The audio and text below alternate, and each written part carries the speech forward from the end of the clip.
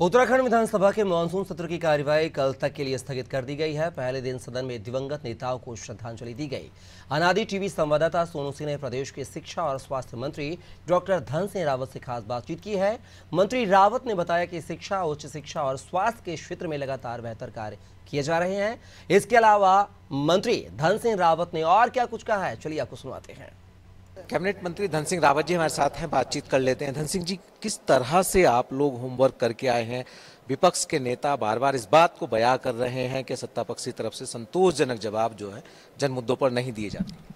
देखिए, विपक्ष जब भी हमसे क्वेश्चन पूछते हैं हम उनका पूरी बखूबी से जवाब देते हैं। इसलिए देते हैं कि हमने काम कर रखा है और मुझे नहीं लगता है कि कभी विपक्ष ने, मैंने तो इतने जवाब दिए हैं तो विपक्ष हमेशा संतुष्ट भी रहता है कि वाकई काम हो रहा है। तो मुझे लगता है कि अगर कल भी मेरा सदन में जो है क्वेश्चन डे है, विपक्ष ने 2 दर्जन से ज़्यादा तारांकित क्वेश्चन पूछे हैं, लगभग 200 से ज़्यादा अतारांकित क्वेश्चन पूछे हैं। हर क्वेश्चन का सरकार की जवाबदेही होती है, जवाब देना, और हम तो पूरी तैयारी के साथ जवाब देते हैं। आपको क्या लगता है, जिस तरह से सदन की समय सीमा तय की गई है, जिसको लेकर के विपक्ष जो है अपने विरोध के स्वर मुखर कर रहा है कि समय सीमा बढ़ाए जाने की कोई गुंजाइश है, या जितना बिजनेस होता है कार्य मंत्रणा समिति की बैठक में तय होता है उसी के अनुरूप सदन की कार्रवाई को संचालित किया जाता है? देखिए, ऐसा है कि ये तय तो कार्य मंत्रणा की बैठक में होता है और मुझे लगता है कि कार्य मंत्रणा की बैठक में नेता प्रतिपक्ष स्वयं रहते हैं, सभी दलों के नेता उसमें रहते हैं, तो उसमें उनको तय करना चाहिए। अगर उनको ज़्यादा भी समय चाहिए तो हमें कोई आपत्ति नहीं रहती। मंत्री जी, अंत में चलते एक सवाल और, शिक्षा और स्वास्थ्य की बेहतरी के लिए किस तरह से आपके स्तर से प्रयास किए जा रहे हैं?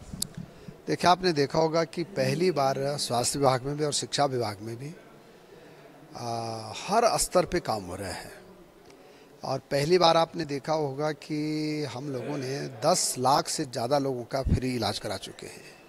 हमारे राज्य में 4 नए मेडिकल कॉलेज बन रहे हैं। हमारे राज्य में सैटेलाइट एम्स बनना है। हमारे राज्य में 20 से ज़्यादा उप जिला चिकित्सालय बन रहे हैं। हमारे राज्य में 1800 से ज़्यादा जो है अभी वेलनेस सेंटर बन चुके हैं। हमारे राज्य में 3000 से ज़्यादा नर्सों की हमने नियुक्तियां कर दी हैं। हमारे राज्य में हमने 1500 ज़्यादा एएनएम की नियुक्ति कर रहे हैं, डॉक्टरों की नियुक्ति कर रहे हैं, स्पेशलिस्ट डॉक्टरों की नियुक्ति कर रहे हैं। तो हर स्तर पर काम किया जा रहा है और मुझे लगता है कि इस समय स्वास्थ्य विभाग ने 0 ग्राउंड पे काम किया है। और शिक्षा विभाग में भी आप देख रहे होंगे कि अभी हम 3000 शिक्षकों की नियुक्ति बेसिक में कर रहे हैं। 1500 से ज़्यादा अभी तक हमने एलटी के टीचरों की नियुक्ति कर दी। पहली बार हम 600 प्रधानाचार्यों की भर्ती कर रहे हैं। और इतना ही नहीं कर रहे हैं, भारत का जो नीति आयोग है, नीति आयोग ने जो इस समय रिपोर्ट दी है पूरे देश की, उसमें भारत सरकार ने उत्तराखंड की शिक्षा और स्वास्थ्य विभाग को जो है 85 से ज़्यादा नंबर दिए हैं।